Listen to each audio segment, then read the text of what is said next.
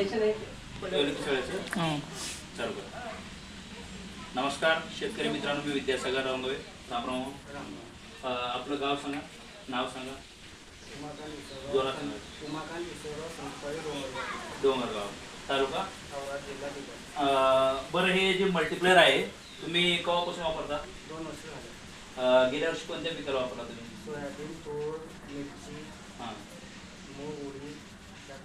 काय फरक आला वापरल्यामुळे? त्याच्यामुळं फुटवा जास्ती झाला. हां. पुन्हा कण बी चांगलं लागलं, व्यवस्थित लागलं. वाढ बी चांगली झाली. चांगलं आपला फायदा आला त्याचा. बरं. आणि तुम्ही कशाला वापरलात? तूर, उडीद, मूग, हां, सोयाबीन, मिरची कंटिन्यू वापरलात? हां, कंटिन्यू.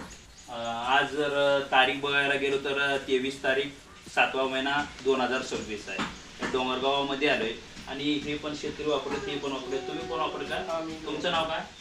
राम धनराज गिरी डोंगरगाव, तालुका औरा, जिल्हा बिदर. तुम्ही कशाला वापरलात? सोयाबीन, तूर, हां, त्याच्यानंतर मिरची, टमाटा. बरं. सोयाबीनला आपल्या तुमच्या सोयाबीनला काय फरक आला? फरक काय, फुटवा आणि कळा चांगली आली. हां. शेंगा कुठे भरलेली दिसली. हां पुन्हा त्याच्यापेक्षा व्यवस्थित वाटलं म्हणून आणि आमदा बी खरेदी करायचा विचार केला. हां. तर आज हे तुम्ही पुन्हा एकदा आणि गेले. आता हे घेतल्यानंतर दुसरं कोणते टॉनिक वापरला त्याच्यावर सोबत? टॉनिक नाही, औषध. किड्याचं.